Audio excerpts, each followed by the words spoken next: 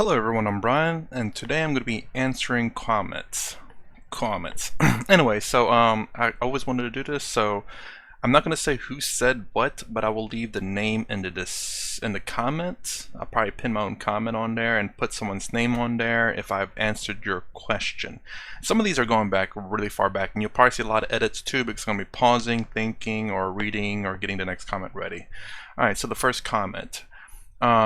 Without the waker, dreamer doesn't exist. It was quoted that I said that. You're saying this sitting in the waking world. Ask yourself, would you say the same thing if you were in a dreamer world? The answer is no. In fact, you would have said the opposite. So, this is like a really old comment. Yeah, I think it was talking back when Swami was talking about the waker, dreamer, and the deep sleep world, and I said along the lines that the waker world, the dreamer world, is highly dependent on the waker world. Without the waker world, there would be no dreamer world. And he's saying basically the fact that if I was dreaming, I would say that the waker world is highly dependent on the dreamer world. But I guess my only proof that I would have to counteract that is the sheer fact that everything in the dreamer world, I do believe everything in the dreamer world has been dependent on what you've experienced in the waker world. I don't believe there's anything in the dreamer world that is something new that you've never experienced in the waker world. While there are many things in the waker world that you've experienced that's not in the dreamer world, and I don't think there's anything in the dreamer world that you've never experienced in the waker world. So I think that is my argument, saying that the dreamer world is dependent on the waker world, because again, nothing in the dreamer world was anything ever new that you've never experienced before. There's always something in the waker world that you draw upon to bring into the dreamer world. Even if it's like certain creatures, sometimes they're going to be a hybrid of things that you've experienced, but nothing necessarily new. Now let me know if you guys have experienced something in the dreamer world that you've never experienced in the waker world, at least in some form or fashion. That's question number one. Alright, so the next one is consciousness doesn't carry things from dreamer state to waker state or vice versa. It's your mind. But pure consciousness is untouched by the mind. Again, I think this is from the same video as well. Consciousness doesn't carry things from dreamer state or waker state, vice versa. It's your mind. So yeah, I think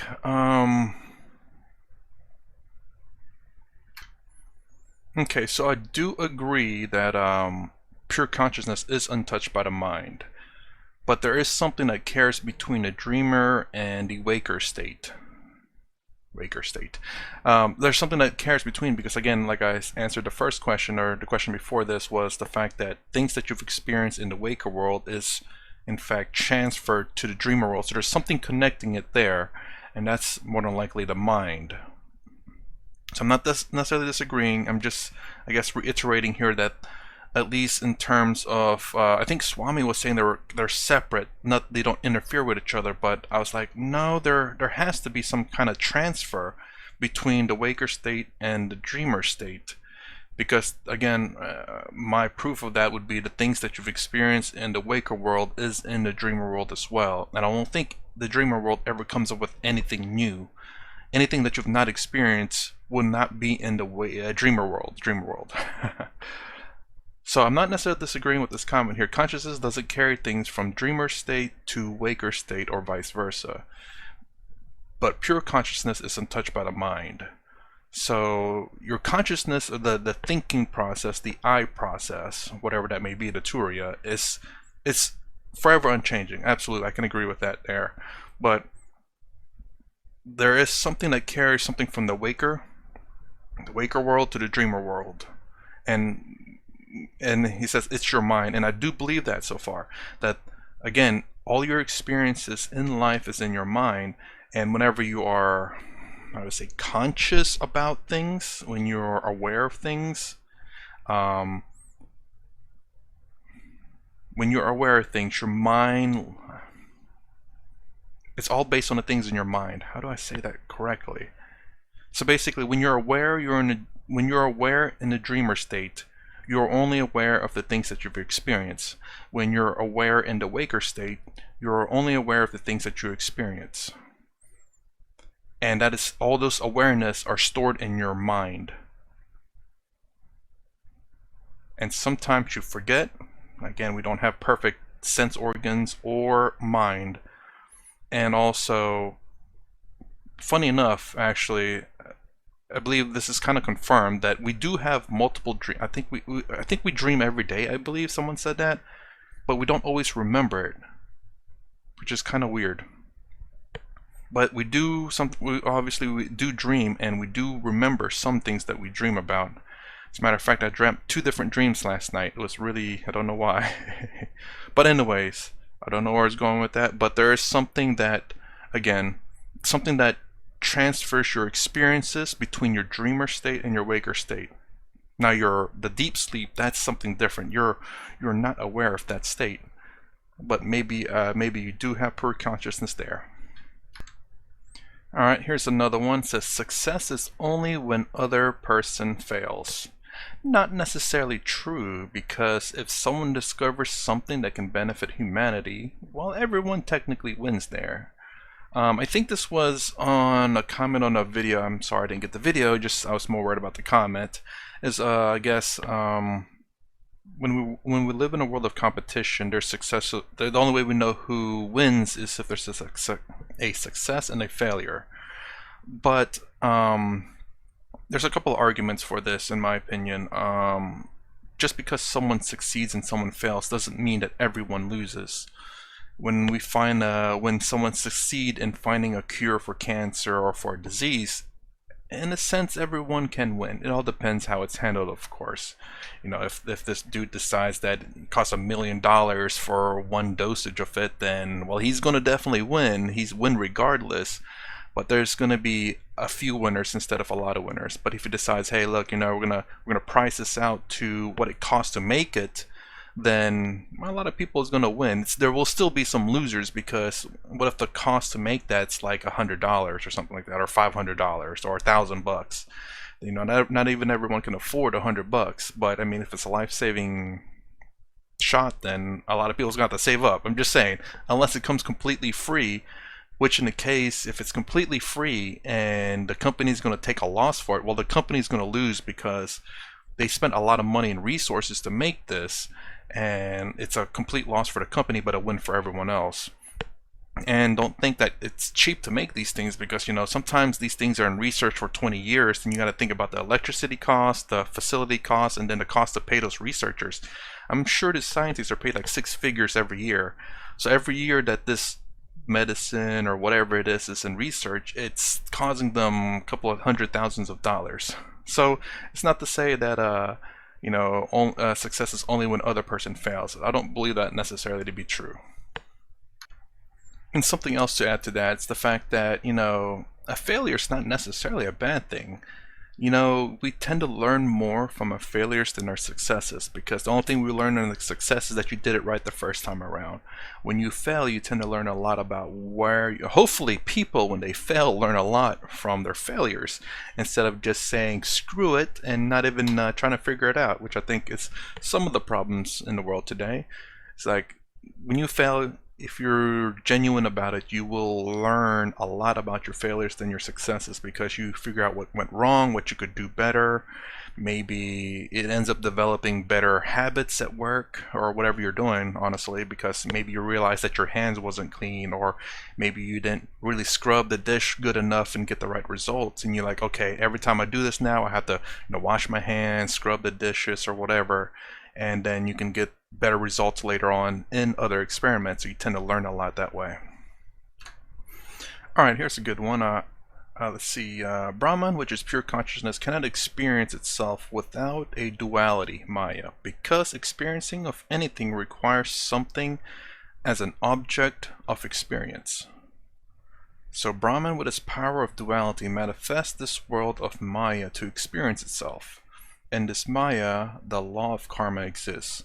In absolute terms, there is no karma. There is no law, only Brahman exists and nothing else. This is essentially this is the essence of non-duality.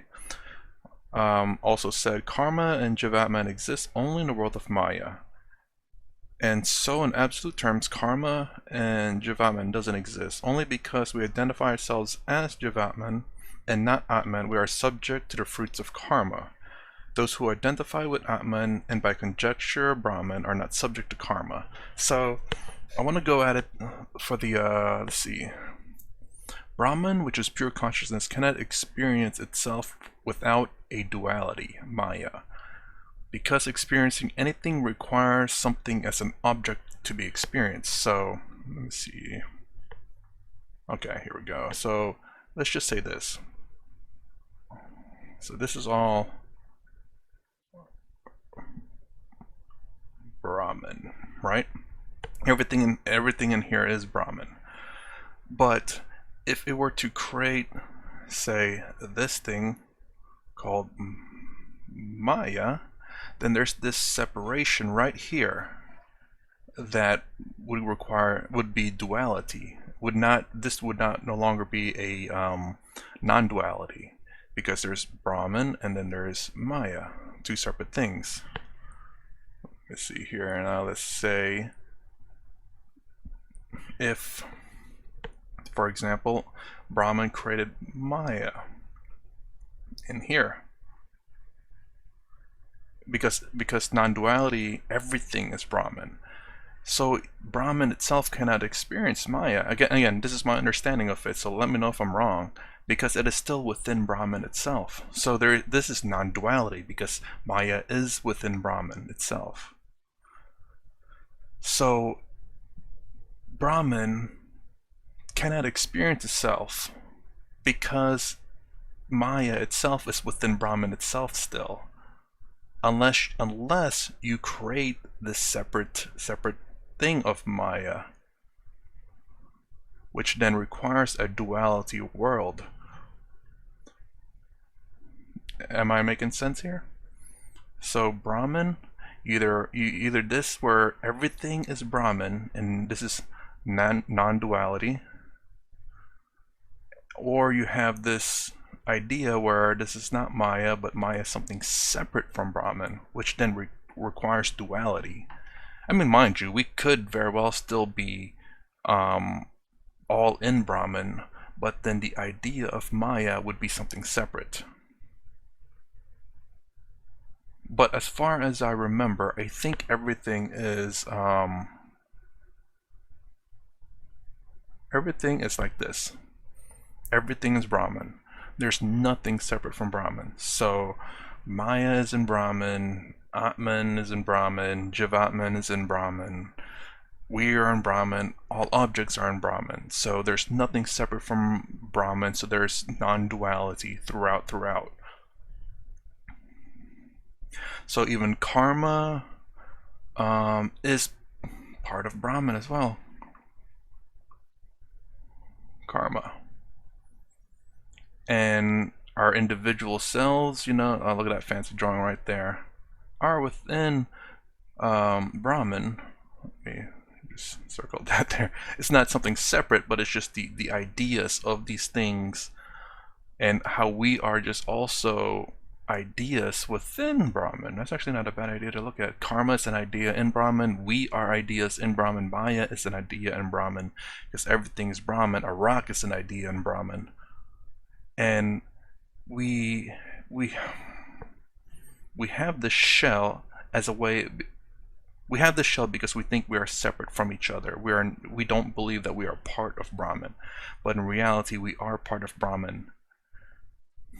I was going to go a little bit deeper than that on this, but I don't know if I should.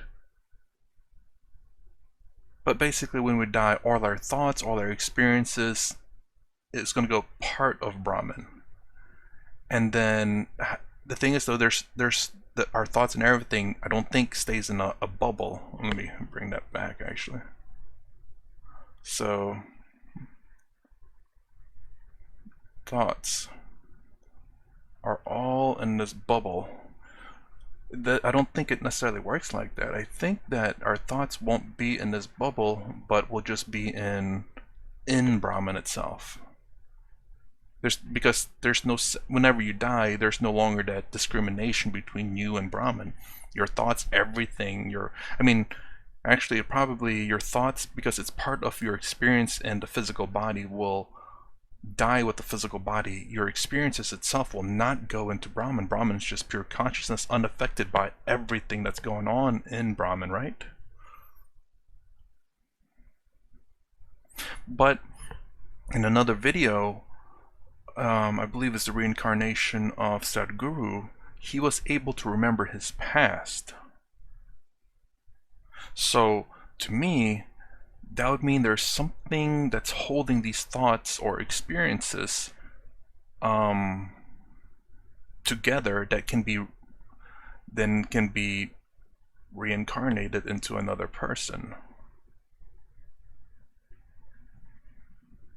But the problem is that these thoughts or experience or whatever it is doesn't hold in the bubble, I don't think, in Brahman, right? It is something that will disperse into Brahman, and it's not something that's like held together separately from Brahman. Unless I don't know about this.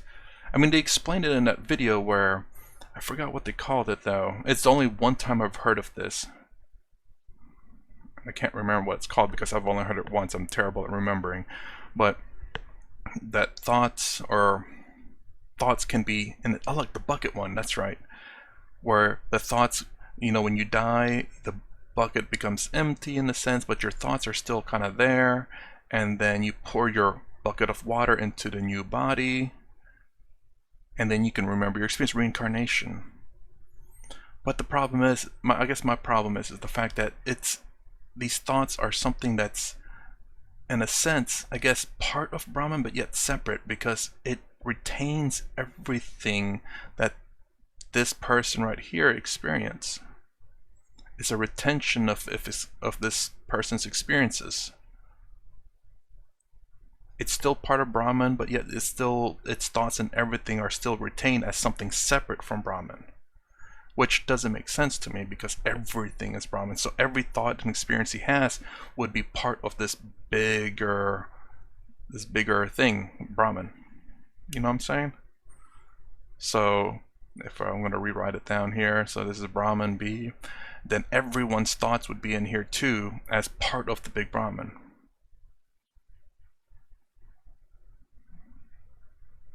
I won't be able to write that. But yeah, our thoughts, experiences. I mean, because even our emotions is part of Brahman. So all of our emotions would be in here. Oh, it's not writing good. Emotions. Dot. So yeah, all our thoughts, our experiences, our emotions are all part of this big Brahman. There's no separation of thoughts, individual thoughts. It's all Brahman. So this explanation up here, where the thoughts and experiences from your past life, doesn't quite make sense, because it's all one big Brahman, experiences, thoughts, and emotions. I've said a lot here, and I might be just repeating myself. So let me know, what am I missing here? Or am I getting this right? I don't think I can go any further into this. And it's weird to say that. Oh, actually, there's another thing. Where's my pen at? There it is.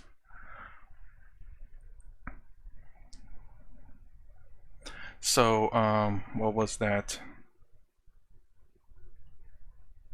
There was one more thing, which was, it goes back to the sense that, again, everything here is, everything was Brahman. And oh yeah, it was again that same video with Sadhguru where this is Sadhguru, this is me, and this is you. All this the same. Let me curve that down a little bit. The same Brahman. So we are all Sadhguru. We're like, if um, if Sadhguru were to remember the past, his past self, well, that's our past selves too, right? That's your past self too. What if, what if, what if I remembered Sadhguru's past self? It'd be kind of weird, like, man, I am in a different location than I remember. Well, I'm just saying, like, yeah, because again, all experiences is in. I won't circle it, but it's all in here. Everyone's experience, everyone's karma. There's no separate karma for this person or that person or that person. There's no separate karma for them because we are all the same. So whatever karma this person, say bad karma, well, that bad karma is distributed to everyone. Am I wrong or am I right? Because everything is Brahman and we are all the same person in a sense. We're all Brahman. Not necessarily the same person, but we're all Brahman. Therefore, whatever karma one person does affects everyone else, right? Whether it be good or bad karma. I think I said enough there. I'm going to let that be and move on to the next question. So here's a comment. It says, hello Brian, you're right. Karma exists only in duality. On this level of transactions where we act as body-mind complex interaction with the world. In absolute sense, there is no karma. Brahman equals absolute reality. Swamiji explains this in another video. So I just wanted to read that comment out. So that's my thoughts, is the fact that Brahman is just absolutely everything. In a non-dualist perspective, I was gonna create another video about explaining what I know about I mean, I don't know if to say Hinduism or this, but that I was gonna oversimplify it because you don't necessarily need to complicate things. If Brahman is everything, then that's all there is to it. All these other definitions are ways of explaining concepts that people experience but are not necessary to know. So for example, like karma, why people believe they experience bad things in their life from their previous lives or from their past experiences. It's just say, well, you must have been bad in your previous life or something. If I remember karma to be correctly, it's your accumulation of good or bad deeds, I believe. And I think it's actually something else, and I forgot what it was. But as far as I remember, it's an accumulation of basically deeds that you've done. And in reality, there is no karma. So, because again, we're all Brahman, and the karma that accumulates, or the karma that's being saying, is not real, because your past life, you are everyone. Everyone's karma affects everyone equally, whether you've been good or bad, because again, Brahman being the only absolute reality, you are Brahman. The wall is Brahman, the rock is Brahman, the pen is Brahman. There is no accumulative karma effect on you. What you've done in the past affects everyone and not just you. But what someone else has done in the past, whether it be good or bad, affects you as well, because that someone else is you still, nonetheless. The person in front of you is affecting your karma and you're affecting their karma, but the karma is not real because it's still Brahman. I'll leave it at that. Let me know if I'm wrong again. Alright, so the last one. I do have to think about this one, but I'll go ahead and read it out. You talked about that you must be able to experience Turiya with your equipment, but everything is Turiya. You don't experience Turiya because you are Turiya. To experience something, it must be different from you. That is why you become experiencing a different object.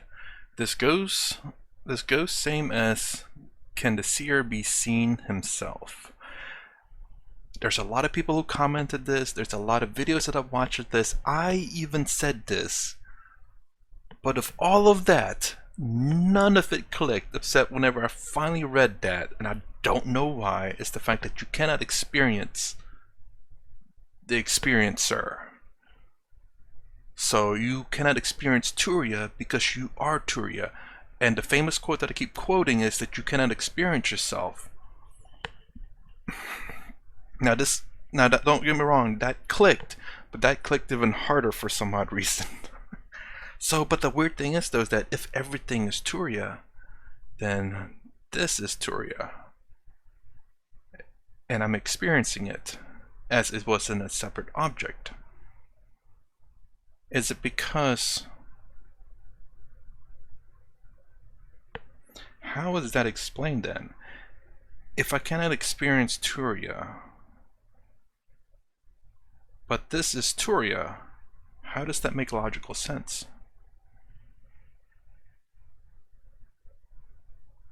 Don't experience Turiya because you are Turiya. To experience something must be different than you, that's why.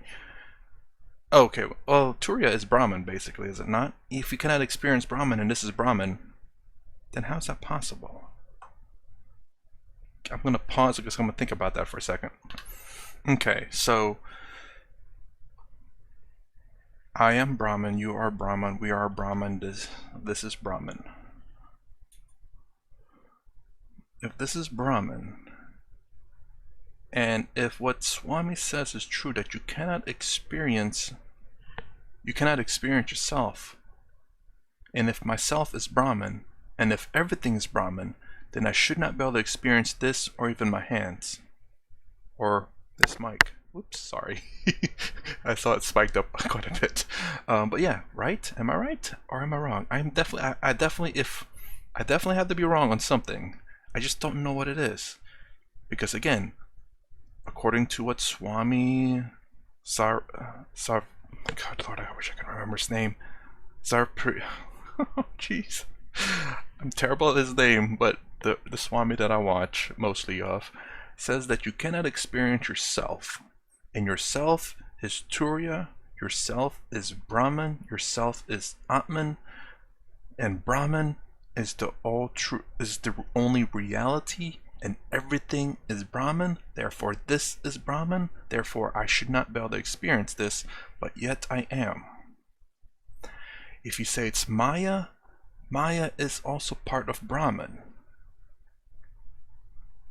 It is not separate from Brahman. There's nothing separate from Brahman. So there's something I'm missing. There has to be something I'm missing to understand non-duality. And I'm trying to think of it, but I can't. Because the logical argument that I've experienced so far, which was, again, you cannot experience yourself, according to Swami. The only way to experience something if there's something separate from yourself that is not you. But if everything is Brahman, then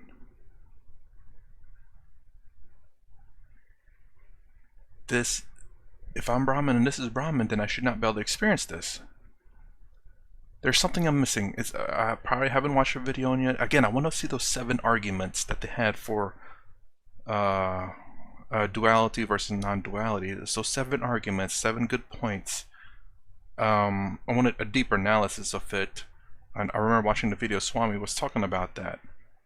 But based on the fact that if I cannot experience myself, and myself is Brahman, and if everything's Brahman, therefore I should not be able to experience this. Now let me know of everything I got wrong. I didn't really get to use the whiteboard very much, but I do want to keep that up there because I maybe draw some other time. But anyways, let me know about anything that I've said. I'm going to do another one of these pretty soon because there's definitely a lot of comments I want to get to, and I kind of want to talk, maybe explain on the whiteboard. That way it's a lot easier to understand. But anyways, that's answering comments part 1. If you like my content, please consider subscribing. Thumbs up, thumbs down below. Thanks for watching. I'll see you in the next vid.